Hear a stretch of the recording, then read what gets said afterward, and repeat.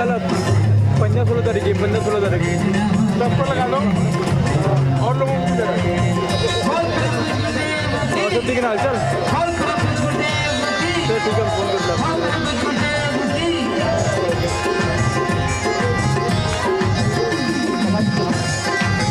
आइए आइए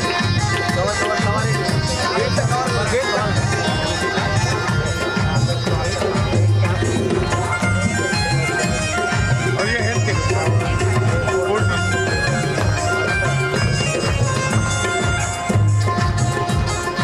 इसमें क्या हेल्थ पूरी बॉडी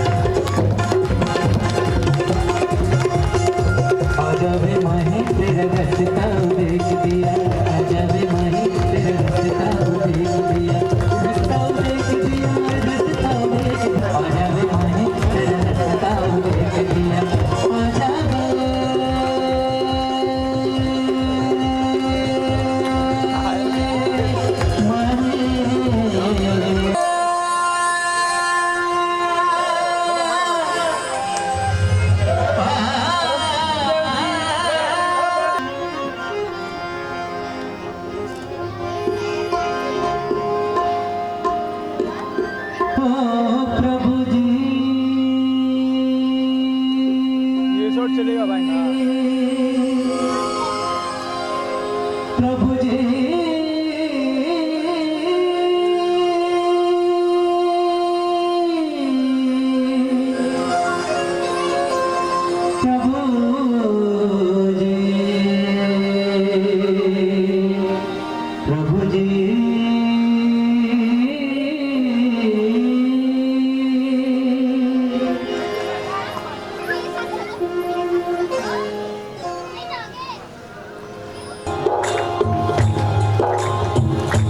सभी लोग दोनों हाथ खोल के ताली बजाएंगे।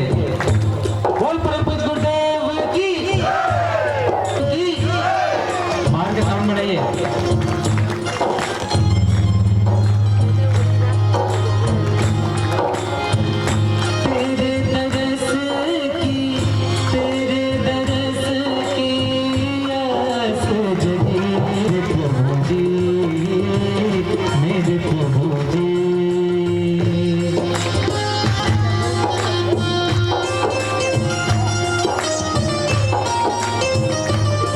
दिनों का ये प्रोग्राम है, क्या कहना चाहेंगे, किस तरह का प्रोग्राम ऑर्गेनाइज किया गया है यहाँ पर? शिव शक्ति महोत्सव साधना शिविर है जिसमें मानव जीवन का लक्ष्य सुख शांति और समृद्धि है। प्रत्येक मनुष्य सुखी होना चाहता है पर वह सारे संसाधनों के बीच में वह आज सुखी नहीं है। कैसे वो सुखी हो, कैसे वो शांत हो, कैसे वो स्व में हो, कैसे वो अपने जीवन का लक्ष्य सुख शांति समृद्धि प्राप्त कर सके। यह उच्च कोटि की साधना पाशुपत शिव साधना है जिसको प्राप्त करके जीवन में मानव जीवन का लक्ष्य प्राण आत्मा परमात्मा हम प्राप्त करके जीवन को शांति से जी सकते हैं। आज जो है महाशिवरात्रि है, महाशिवरात्रि के इस खास पावन मौके पर इतने सारे लोग यहाँ पर आए हैं आपका दर्शन करने के लिए, शिव जी का दर्शन करने के लिए, क्या कहना चाहेंगे इस बारे में? शिव और जीव के बीच में गुरु एकमात्र माध्यम है। जीव शिव को नहीं जानता है पर गुरु शिव को जानता है। जीव शिव तक पहुँच नहीं सकता और जब जीव शिव तक नहीं पहुँच सकता तो वह आनंद से जीवन नहीं जी सकता। तो गुरु को तो जीव जानता है। अगर गुरु का हाथ पकड़ ले तो गुरु शिव को भी जानता है और जीव को भी जानता है।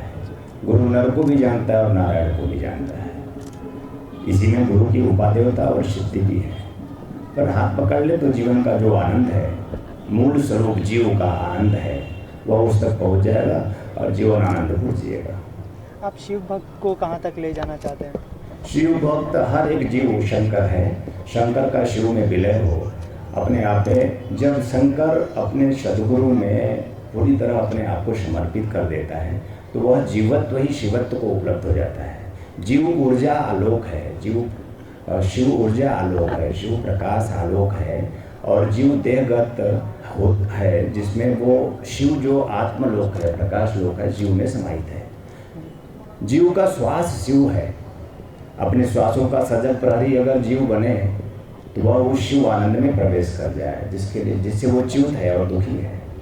मैं चाहता हूँ कि सभी जीव शिवत्व को उपलब्ध हो। इसके अलावा यहाँ पर मेडिकल कैंप भी ऑर्गेनाइज किया गया है यहाँ की जनता के लिए, तो उसके लिए क्या कहना चाहेंगे आप? किस तरह का इनिशिएटिव है और ये कितना ज़रूरी है इस तरह का इनिशिएटिव जब हमारे देश में नैतिक सामाजिक स्थितियाँ, जब मनुष्य है तो वह सामाजिक है, तो वो नैतिकता, सामाजिकता, इन सब का भी पूरी तरह से अपने आप में संपूर्णता के साथ वो पालन करे, वो नैतिक रहे, वो सामाजिक रहे और सामाजिक कार्यों में संलग्न रहे।